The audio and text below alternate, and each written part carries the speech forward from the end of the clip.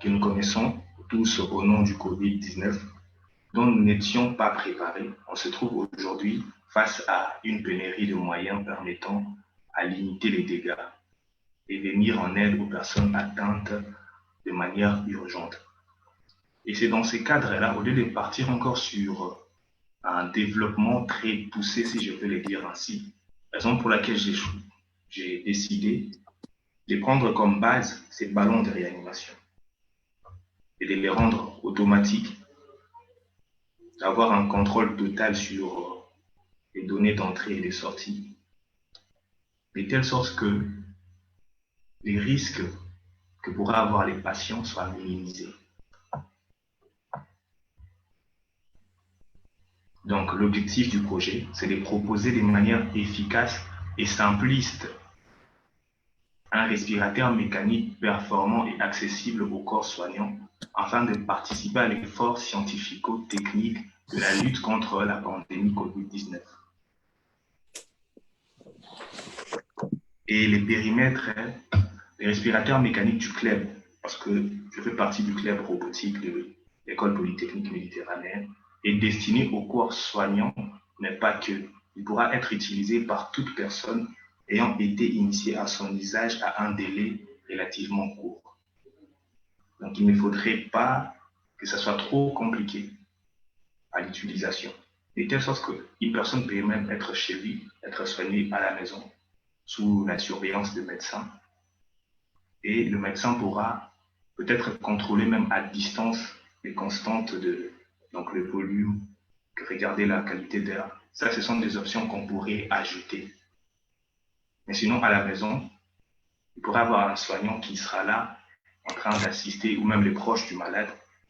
Et vu que ça ne demande pas un temps long pour apprendre, pour la prise à main, ces personnes-là pourront l'utiliser assez aisément.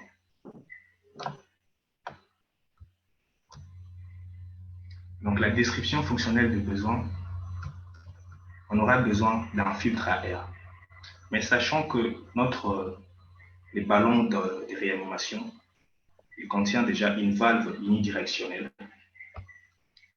Une valve unidirectionnelle qui va nous permettre, va faciliter beaucoup de choses. On pouvait la voir sur cette image. Et il y aura un connecteur côté patient.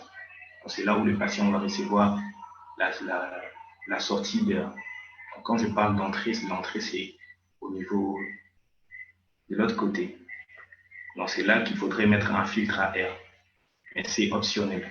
Le filtre à air va permettre de garantir qu'on n'aura pas d'autres particules qui peuvent entrer dans l'objet. Donc un mini compresseur à air. Donc ça aussi c'est optionnel. Des ballons de réanimation. Donc il y a la possibilité d'utiliser ces ballons de réanimation juste avec l'air ambiant. Juste avec l'air ambiant, ou bien connecté, parce qu'il y a un raccord à oxygène. On pourrait aussi connecter de l'oxygène qui va entrer, et comme ça, le patient va insuffler directement de l'oxygène pur avec un petit mélange de l'air ambiant. Donc, il y aura une petite bouteille d'oxygène optionnelle, un manomètre, donc pour pouvoir mesurer la pression, un capteur de pression ainsi que de température pour savoir à quelle température est l'air que la personne est en train d'insuffler, un écran LCD ainsi que de touches, ça sera l'interface utilisateur, ça va permettre aux soignants de pouvoir ajuster les paramètres, un capteur de qualité d'air qui sera très important pour savoir si le patient est en train de respirer de l'air de bonne qualité, à quel taux d'oxygène. Donc, le projet, en gros, c'est ça.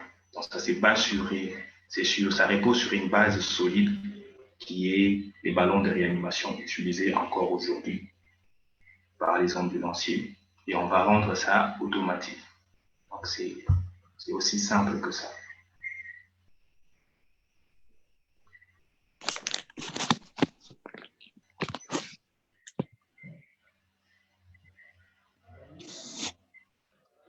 Allô? Oui. Donc, si vous avez des questions, vous pouvez me les poser. Donc, C'est à peu près ça, sur les grandes lignes. OK. Merci, Monsieur Daniel. Donc, on va céder la parole à Monsieur Ben Ali. D'accord. Bon, je félicite encore le candidat et j'ai vraiment quelques questions et quelques remarques. Bon, les remarques, c'est toujours de la même façon. Par contre, aujourd'hui, je veux pas être un peu plus difficile qu'hier, mais je vais quand même essayer d'encadrer un tout petit peu la discussion. Premièrement, le rationnel scientifique. Je vois que le rationnel scientifique n'est pas du tout adapté à l'appareil. Car personnellement, comme médecin, je ne vois pas d'utilisation dans le cas du Covid, à part l'utilisation de routine de ces appareils. Le deuxième point, c'est rare de trouver aujourd'hui un respirateur simplifié mécanique. Ça veut dire qu'il n'est pas automatisé. Donc, ce n'est pas vrai, même dans les ambulances. Aujourd'hui, on n'utilise pas ce type d'appareil. On utilise l'appareil tel que présenté aujourd'hui. Ça veut dire automatisé avec une borne de contrôle, avec des paramètres contrôlés. Donc, c'est rare de trouver peut-être chez nous, dans nos pays, je ne pense même pas, même dans les pays de l'Afrique du Nord, qu'on a encore ce type d'appareil. Le troisième point, le Covid-19. Je ne vois pas d'utilisation en Covid-19. Les respirateurs qu'on est en train d'utiliser au Covid-19 aujourd'hui, c'est des respirateurs DERIA. Et cet appareil, elle pourra trouver son utilisation en médecine, mais plutôt dans, comme vous l'avez indiqué, dans les ambulances routières ou les ambulances aériennes ou le transport, une utilisation en néonate. Donc, après l'accouchement, il y a des enfants qui ont besoin de ce type d'appareil pour la respiration, des utilisations pour les asthmatiques, même chez eux à la maison. Donc, voilà où je vois vraiment l'utilisation de ce type d'appareil. Par contre, je tiens que vous changez les rationnels scientifiques de cet appareil. Pour moi, la vérité, hein, le Covid-19 pourra être éventuellement peut-être une indication pour les patients qui seront expatriés à l'hôpital, mais je ne vois pas que la première utilisation va être pour les patients Covid-19. Deuxièmement, il ne faut pas dire que actuellement les ambulanciers ils utilisent des respirateurs avec une pression mécanique manuelle, car ce n'est pas le cas. Ça fait longtemps que je n'ai pas vu l'appareil manuel. Ça fait, même lorsque j'étais étudiant, on utilise des respirateurs mécaniques, mais automatisés avec des bornes de contrôle. Et voilà. Voilà les points que je souhaite soulever. Je vous encourage encore à travailler sur le projet, changer les rationnels scientifiques, changer l'indication. Et je vous félicite car c'est un bon projet, mais le rationnel doit être changé. Voilà. Merci beaucoup pour vos remarques. Pour ce qui est du rationnel scientifique, je n'ai pas vraiment bien compris ce que vous voulez dire par là. Ça veut dire qu'il ne faut pas dire que l'objectif, c'est de participer aux efforts Covid-19 et que cet respirateur va changer un respirateur, non, pour répondre à un besoin, pour répondre à un besoin médical non couvert ou qui a été peut-être plus en exergue avec la pandémie de Covid-19 et on a participé avec un respirateur avec un respirateur léger et transportable et automatique. Et voilà, donc je pense que ça sera plutôt ça comme voilà. Équiper nos hôpitaux, équiper nos ambulances avec des respirateurs, car je vois plutôt les services des néonates, les services les ambulanciers routières, les ambulances routières ou aériennes, et surtout aussi l'utilisation à domicile par des patients asthmatiques ou qui ont la BPCO, la bronchopneumopathie chronique obstructive ou la rhinite allergique pendant la période de pollen. Donc, une utilisation manuelle à la maison, vu que c'est un respirateur simplifié. D'accord. Je pense qu'on s'est... Soit je me suis mal exprimé. Donc, je ne dis pas que les respirateurs ne sont pas automatiques. Mais je dis juste dans l'optique de vouloir fabriquer un respirateur là maintenant actuellement, vu que c'est un état d'urgence, développer un respirateur peut-être selon les normes, si je peux le dire ainsi, ça prendrait beaucoup de temps. Dans ces respirateurs ici, vous avez tout à fait raison. c'est pas très poussé, ou je ne connais pas en médecine, mais ça permet quand même d'alléger les personnes qui sont atteintes, à moins que je me trompe, parce que ça permet de dégager les voies respiratoires. Donc, ça les aide à la respiration, à moins que je me trompe. On ne s'est pas dit qu'il n'y a pas de respirateurs qui sont automatiques. Oui, évidemment, il y a des respirateurs qui sont automatiques. Mais en ce moment, vu qu'on veut faire quelque chose de qualitatif, mais à un temps réduit, la raison pour laquelle je me suis décidé de me baser sur ces ballons de réanimation, parce que, à moins que je me trompe, franchement, ce sont ces ballons qui sont utilisés dans les ambulances lorsqu'on amène un patient de son domicile à l'hôpital. Donc, le temps de lui permettre de respirer assez aisément dans le véhicule, on l'utilise. Oui, certes, il y a aussi d'autres appareils qui sont poussés, qui sont automatiques, qui le font automatiquement. Mais là, c'est pour combler les manques. Donc, c'est pour faire quelque chose de simple, mais tout en gardant l'efficacité pendant ces temps réduits.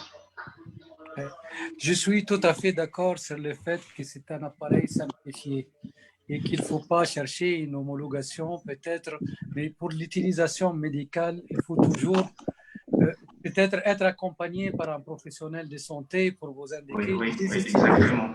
des utilisations optimales, car je pense que votre appareil a tout à fait une indication pour l'utilisation à domicile chez un patient qui a des problèmes respiratoires, que ce soit suite à une infection par Covid, ou qu'il est asthmatique, ou qu'il souffre d'une BPCO, une bronchopneumopathie chronique obstructive. C'est une utilisation facile d'un respirateur facile à domicile.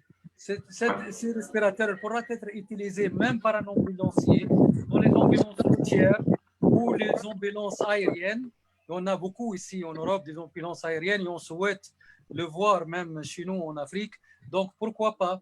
Donc, c'est facile, mais il faut vraiment être peut-être accompagné ou demander l'aide à un professionnel de santé qui pourra peut-être vous aider à optimiser votre appareil. D'où la raison de votre présence, docteur. Donc, ce n'est qu'un prototype. Donc, ça justifie même la raison d'être de cet entretien. Parce qu'après cet échange, je pourrais en savoir encore plus. Parce qu'avec mes connaissances, les moindres connaissances que j'ai, donc pour moi, respirateur, je ne sais pas quelle est la différence entre un asthmatique et une personne qui a des problèmes respiratoires, qui est atteint du Covid-19. On ne sait pas vraiment grand-chose. Mais je sais que ces prototypes peuvent aider à la respiration. Et après vos conseils et tout, on pourrait trouver le moyen de l'améliorer. Oui, monsieur. Daniel, si je peux intervenir. Donc, c'est bien là. Donc, d'abord, on vous félicite, comme vous êtes parmi la liste des gagnants. Comme on le sait dans l'industrie, même en utilisant des appareils très faciles, chaque appareil, même une cafetière, ok? Chaque appareil a une notice d'utilisation et répond à un besoin donné. Ce que le docteur Benali a essayé de vous expliquer, ce qu'on appelle en anglais « the rational behind », c'est-à-dire quelle est la rationalité d'utiliser ça. Il vous explique clairement que l'utilisation ne peut pas être pour le Covid-19, pour la simple raison qu'ils ont besoin de respirateurs qui sont disponibles dans la réanimation. Par contre, il vous a indiqué toutes les utilisations possibles de ce type de respirateur. Et ces utilisations possibles, donc il vous conseille d'aller dans ce sens-là, c'est-à-dire pour des asthmatiques, etc. Moi, ce que je vous suggère, c'est d'abord de regarder les utilisations possibles, de se mettre en relation, comme a dit le docteur Benali, avec des responsables de la santé. De toute manière, on a des responsables. Il y en a un à Polytechnique qui enseigne chez nous. Il a des amis qui travaillent dans l'hôpital. Et il peut vous orienter aussi sur place. L'idée est de développer ça dans une deuxième phase, de comparer ce type d'aspirateur par rapport aux autres utilisés pour le même besoin en regardant les utilisations possibles, pas alternative uses, parce qu'alternative uses, c'est ce que tu as pensé Covid-19, mais ce n'est pas pour le Covid-19. C'est pour d'autres applications où on a besoin de ce type de respirateur. Par exemple, les vieux, quand ils sont à la maison, ils n'ont pas besoin d'un respirateur sophistiqué, les asthmatiques, etc. Il y a des gens qui ont peur de mourir la nuit. Je ne sais pas comment on appelle ça. Ils ont l'impression... L'apnée des sommeils, excusez-moi, c'est l'apnée des sommeils. Tout à fait, vraiment, les indications que vous avez mentionnées, il ne faut pas être médecin pour le comprendre. Oui, il y a des personnes âgées qui ont des apnées de sommeil, il y a des patients cancéreux à qui on a pratiqué une intervention sur le poumon et qui ont besoin vraiment d'un appareil et d'un respirateur qui les aide à avoir vraiment de l'oxygène avec un débit suffisant. Les patients qui ont la bronchopneumopathie,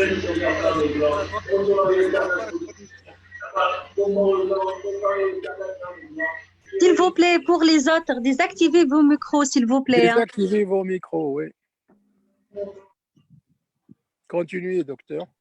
Donc voilà, pour tous les patients qui souffrent des maladies respiratoires chroniques, telles que l'asthme, la bronchopneumopathie chronique obstructive, il y a les patients qui ont l'apnée des sommeils, qui ont besoin d'un appareil, d'un respirateur au moment où ils vont dormir. Donc tous ces types de patients, je vois une utilité à cet appareil, je ne suis pas en train de dire non. Par contre, les patients COVID-19, c'est des patients qui ont des détresse respiratoires aiguës, doivent avoir un respirateur OREA, aux soins intensifs. Donc, et ce n'est pas le même type d'appareil. Donc, c'est pour cela que j'ai insisté. Peut-être les patients qui quittent l'hôpital et qui ont encore des défaillances respiratoires, c'est pas que peut-être il y a un pourcentage de patients qui quittent l'hôpital avec une défaillance respiratoire et qui ont besoin d'être accompagnés, d'être aidés dans la respiration, même pour trouver des réflexes de respiration, car après un mois ou 5 semaines, OREA, où le patient était en coma et il était en train de respirer avec des appareils, après, il faut trouver tous les réflexes naturels, il a besoin d'être aidé. Et ce type d'appareil, il pourra trouver son utilisation dans ce contexte-là. Donc voilà, le remarque n'était pas, en fait, peut-être j'étais un peu dur avec le candidat, mais je n'étais pas en train de dire que je ne vois pas d'utilité à l'appareil. J'étais en train de dire peut-être des rational behind, comme il était mentionné par Semander, sachant que moi, je donne mes cours en anglais, parfois en français, je ne trouve même pas mes mots. Donc, il doit être retravaillé, il doit trouver vous savez, je suis spécialiste des médicaments. Lorsqu'on invente des médicaments, on n'innove pas. Ça veut dire quelque chose, on va les créer de nouveau. Si on invente un médicament, l'étape la plus difficile, ce n'est pas l'invention, ce n'est pas l'autorisation de mise sur le marché, c'est les positionnements. Il y a un département spécial qui est le Medical Affairs qui vient après le développement. Et c'est le département le plus important. Et il va travailler sur le positionnement de la molécule. Donc, vous avez une bonne idée, une bonne invention ou innovation, il faut les positionner correctement. Sinon, elle n'aura jamais une visibilité, elle n'aura jamais une utilisation. Voilà, c'est parfait. Donc, Daniel, il faut retenir les utilisations possibles.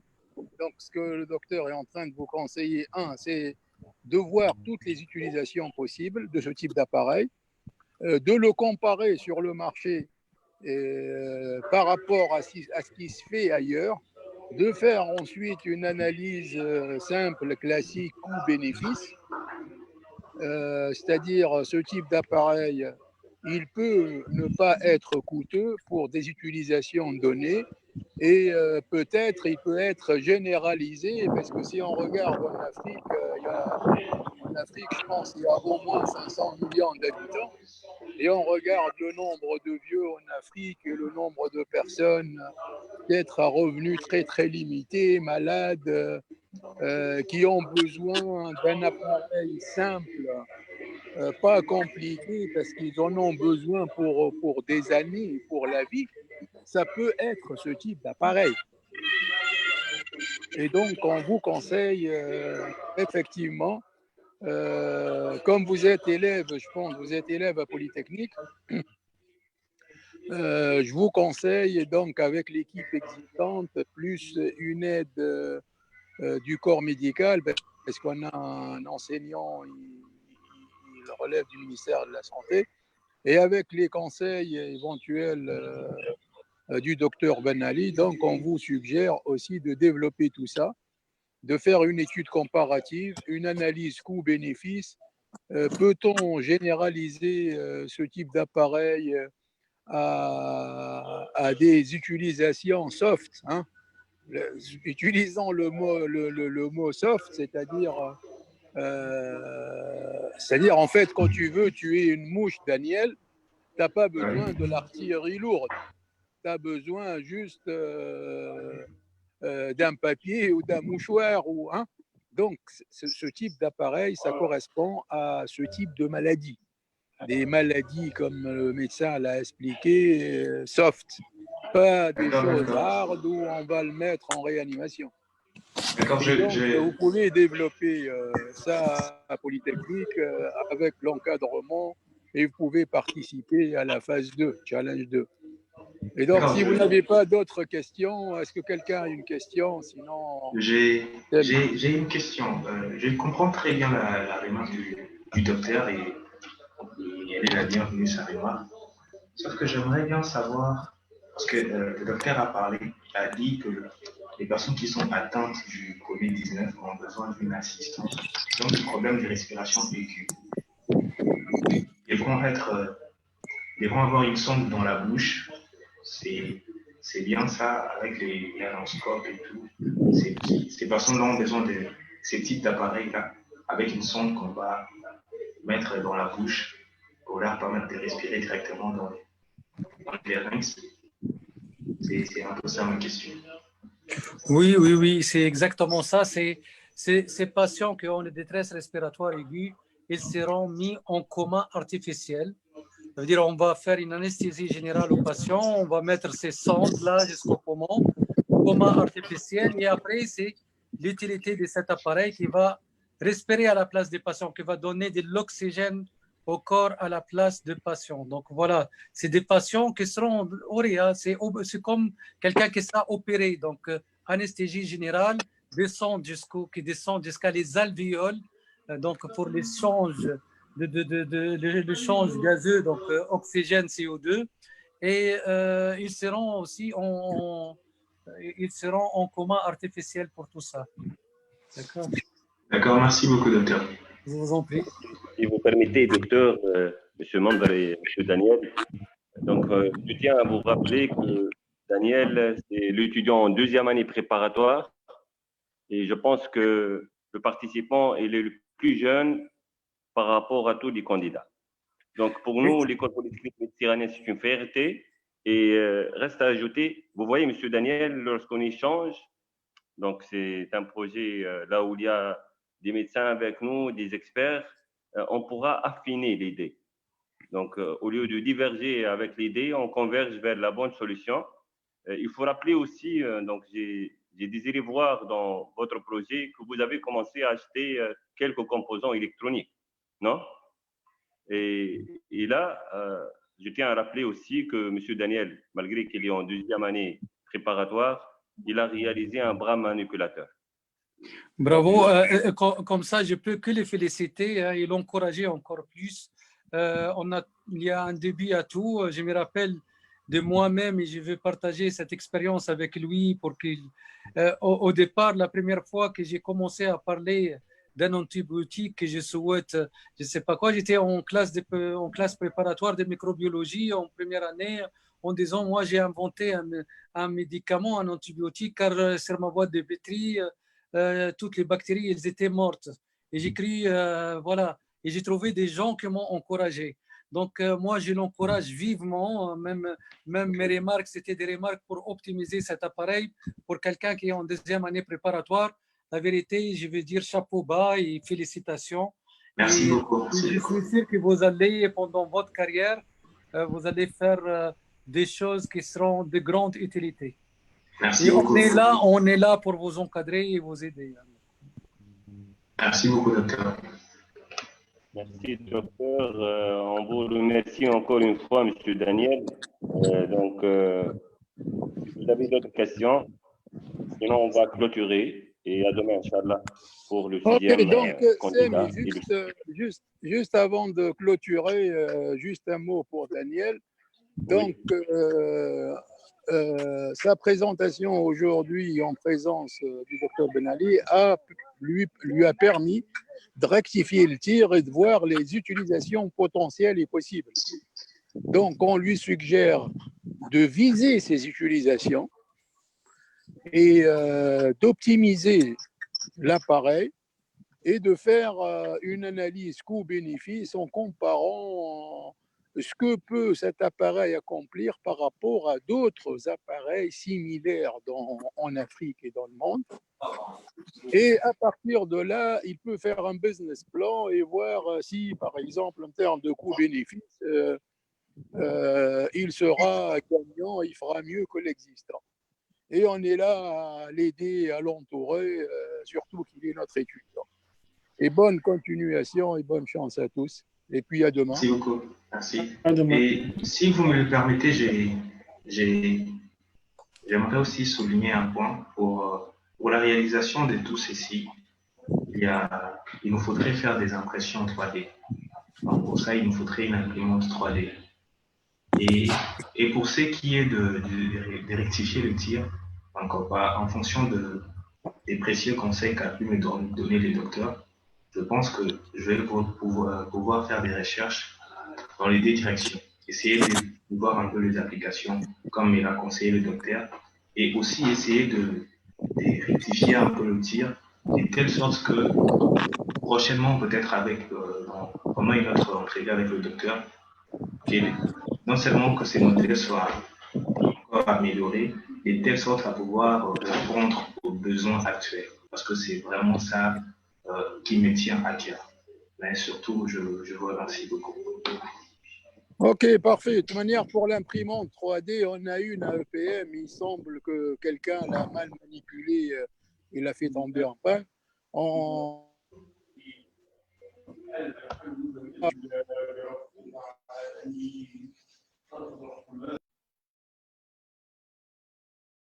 va faire, mais on ne l'a pas oublié. Voilà. D'accord, merci beaucoup. Voilà. Merci à tous et à demain. À demain, merci. Au revoir. Merci à tous. Bonne soirée. Bonne soirée, merci. Bonne soirée. على خير نسقط. على خير.